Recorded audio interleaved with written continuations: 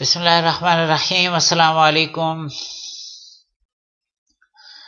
ये जो वीडियो है ये आपने हमारी जो प्रेजेंटेशन है, presentation number 03, curve fitting, regression and correlation, ये उस प्रेजेंटेशन के साथ आपने इस्तेमाल करनी है। इसमें हम एक छोटा सा क्वेश्चन सॉल्व कर रहे हैं। ये वो क्वेश्चन है, A Department of Transportation study on driving speed and miles per gallon for mid-size automobile resulted in the following data।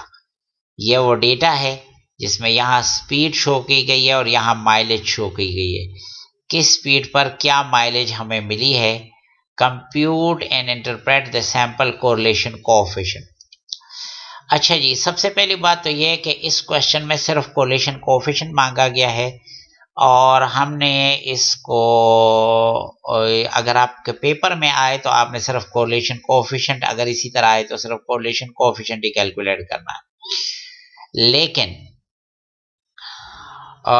लेकिन मैं, चूंकि ये डेमोन्स्ट्रेशन है, आपको कुछ इजाफी बातें भी समझानी है, मेरे पास ये डेटा भी मौजूद है, इसलिए मैं इसी डेटा पर आपको स्कैटर डायग्राम, ये देखें इस जगह पर मैं इंशाल्लाह आपको स्कैटर डायग्राम बताऊंगा और यहाँ पर मैं आपको कोरिलेशन कोएफिशिएंट बताऊंगा, इसका कोरिलेशन कोएफिशिएंट बताऊंगा।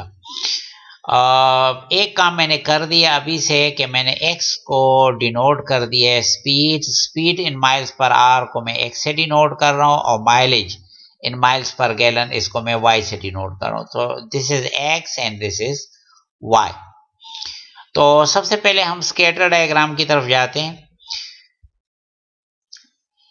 अच्छा जी, यहाँ पर ये डेटा वो एक्स वाई का डेटा जो पिछले स्लाइड पर आपने देखा था, वो डेटा मैंने इधर ऑलरेडी कॉपी कर दिया है, ठीक है ना। तो ये डेटा हमारे पास है, मैंने इस डेटा का बनाना है स्कैटर डायग्राम। इसके लिए करना क्या है कि पहले इस डेटा को सेलेक्ट कर लें, इसके बाद आप इंसर्ट में जाएं, यहाँ पर ये देखें आप, बल्कि एक्सेल खुद ही हेल्प में आपको इंसर्ट स्कैटर आपको हेल्प कर रहा है। तो बहरहाल ये जगह है, आप इसको क्लिक करेंगे। जब आप इसको क्लिक करेंगे तो इसमें सिंपल स्कैटर आप सेलेक्ट कर लें, ठीक है ना जी। इसको सिंपल स्कैटर आप सेलेक्ट कर लें और ये स्कैटर डायग्राम आपके पास आ गया इस डेटा का। इसमें यहाँ पर ये x एक्सिस पर इसने ये x को शो किया है, y एक्सिस पर इसने y को शो किया है। ये एक्सेल में बाय डिफॉल्ट है, जो इधर वेरिएबल है वो उसको डिपेंडेंट ट्रीट करता है और उसको y पे शो कर देता है, इधर वेरिएबल को वो x पे शो कर देता है। और ये आपके पास जो है ना, ये बता रहा है कि ये 5 पॉइंट्स है, इसने ग्राफ कर दिए हैं। आपको डेटा में जनरली एक डाउनवर्ड डायरेक्शन में एक ट्रेंड भी नजर आ रहा है, इस तरह डेटा में इस तरह का एक ट्रेंड भी नजर आ रहा है, ठीक है ना। तो ये सिंपल सा एक प्रोसेस है कि आप एक्सेल में ये स्कैटर डायग्राम कैसे बनाते हैं। अच्छा, नेक्स्ट काम हमारा ये रह गया कि हम ये देखें कि एक्सेल में आप कोरिलेशन कोएफिशिएंट कैसे कैलकुलेट करते हैं। तो पहली बात तो ये कि एक्सेल तो बड़ी आसानी से एक काम कर सकता है कोरिलेशन का, अगर आप इस तरह कर लें, इक्वल टू और CORR, ये देखें एक्सेल हेल्प कर रहा है, कोरेल CORREL। अगर आप इस पे क्लिक कर लें तो वो आपसे पूछता है कि एरे 1 मुझे बता दें, एरे 2 मुझे बता दें। एरे 1 का मतलब है पहला एक्स का डेटा, वो हम इसको बता देते हैं। देखें जी, यहाँ पर आए और ऐसे सेलेक्ट करके एक्स का डेटा बता दें। सॉरी, ये ज़रा गलती हो गई है, मैं इसको सही डेटा बता देता हूँ। ये देखें एक्स का डेटा यहाँ बता दें, ये एक्स का डेटा हो गया, फिर कामा प्रेस करें और वाई का डेटा बता दें, ये बता दिया और आप इसको क्लोज कर दें ब्रैकेट को और एंटर प्रेस करें तो ये कोरिलेशन आ गया -0.91। ये कोरिलेशन कोएफिशिएंट की हमारे पास वैल्यू हो गई है। ये हमारे पास, चले मैं इसके करीब एक R लिख लेता हूँ ताकि हमें याद रहे, ये कोरिलेशन कोएफिशिएंट की वैल्यू हो गई है, ठीक है ना। और इसका अगर हम स्क्वायर ले लें, equal to this number multiply by again यही नंबर आप दोबारा मल्टीप्लाई कर दें तो ये उसका स्क्वायर हो जाएगा। और ये आपके पास जो है ना, ये तो कोरिलेशन था। चलो बड़ा मैं लिख लेता हूँ, CORREL लिख लेता हूँ। चले कोरल मैंने लिख दिया कोरिलेशन को डिनोट करने के लिए। और इसको मैं लिख लेता हूँ coefficient of determination.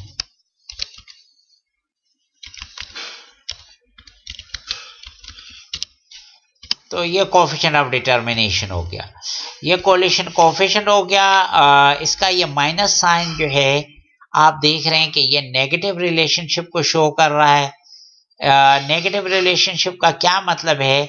Negative relationship का मतलब ये हुआ कि जब आप स्पीड बढ़ाते हैं तो माइलेज कम होती है। आप स्पीड बढ़ाते हैं तो माइलेज कम होती है, ठीक है ना। ये x की वैल्यू जब आप बढ़ाते हैं तो माइलेज कम होती है। इसमें एक सॉर्ट ऑफ इनवर्स रिलेशनशिप है। ये वो रिलेशनशिप है जो आपको इधर भी नजर आ रहा है। आप देख रहे हैं ना, ये नीचे आ रहा है, ये नीचे आना ये नेगेटिव रिलेशनशिप को शो करता है, ठीक है। ये नेगेटिव रिलेशनशिप है। और इसकी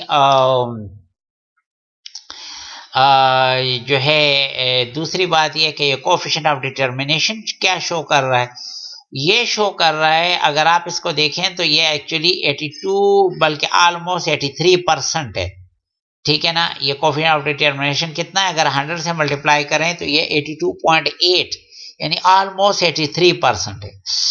ये क्या शो कर रहा है? ये शो कर रहा है कि जी आप ये जो y वेरिएबल है माइलेज, उसमें आने वाली 82 बल्कि 83% वेरिएशन जो है वो हम x यानी स्पीड की मदद से एक्सप्लेन कर सकते हैं। इसका मतलब ये हुआ कि स्पीड y का एक अच्छा प्रेडिक्टर है, x y का अच्छा प्रेडिक्टर है। इसका मतलब ये है कि y appears to be depend upon x, y appears to be depend upon x about 82%, about 82 or 83%। बाकी जो वेरिएशन है y में, चूंकि सारी वेरिएशन तो x ने एक्सप्लेन नहीं कर दी, तो ये जो बाकी वेरिएशन है ये वो एरर है जो हमने आपको बताया था और जो और वेरिएबल्स की वजह से है, जो x की वजह से नहीं है। तो बहरहाल ये हमें पता चला कि y में आने वाली तमाम वेरिएशन x की वजह से नहीं है। एक बात हमें यह पता चली कि y और x का आपस में रिलेशनशिप इनवर्स नेचर का है, या यूं कह ले कि नेगेटिव नेचर का है। नेगेटिव का मतलब क्या हुआ? When x increases y decreases, when x increases y the values of y decreases। इसको ग्राफ में इधर शो किया गया है और कोरिलेशन में आपको इधर ये जो माइनस नजर आ रहा है वो इस नेगेटिव रिलेशनशिप को शो कर रहा है। और इस कोरिलेशन का जो स्क्वायर है कोफिशिएंट ऑफ डिटर्मिनेशन, वो क्या शो कर रहा है? अगर आप गौर करें तो उसकी वैल्यू है 82%, ऑलमोस्ट 83%। ये शो कर रहा है कि y में जो चेंजेस है, y और x का रिलेशनशिप परफेक्ट नहीं है। पहली बात तो ये है क्योंकि 100% कोरिलेशन हमारे पास नहीं आया, तो y और x का रिलेशनशिप परफेक्ट नहीं है। y depend on x about 82%, और 82% वेरिएशन और almost 83% variation in y can be explained with the help of variable x। और यहाँ y क्या है? यहाँ y माइलेज है और x जो है स्पीड को शो कर रहा है। तो ये मैंने आपको बता दिया कि एक्सेल में ये ग्राफ कैसे बनाते हैं और कोरिलेशन कोएफिशिएंट और कोएफिशिएंट ऑफ डिटर्मिनेशन कैसे कैलकुलेट करते हैं। कोशिश करें कि आप अपने कैलकुलेटर के मुताबिक जो है यूट्यूब पर वीडियो सर्च करें और वहाँ से देखें कि ये कैलकुलेशन, वैसे मैं ये कैलकुलेशन इधर बता सकता हूँ कि कैसे करते हैं, लेकिन प्रॉब्लम यह है कि एग्जाम में आपके पास एक्सेल अवेलेबल नहीं होगा तो यहाँ बताने का फ़ायदा नहीं होगा। तो आपने ये करना है कि YouTube पे जाके अपने कैलकुलेटर के मुताबिक हेल्प सर्च करनी है, रिग्रेशन मोड में कैसे जाते हैं ये देखना है, और उसकी मदद से जो है ना कोरिलेशन के फार्मूले के लिए जो ज़रूरी रिक्वायरमेंट है, बिलफर समेशन एक्स, समेशन वाई, या summation X square, summation Y square, या समेशन एक्स वाई, ये कैसे मालूम करते हैं?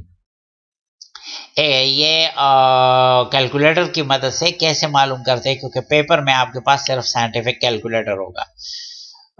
सो फार, थैंक यू वेरी मच। अस्सलाम वालेकुम वरहमतुल्लाह।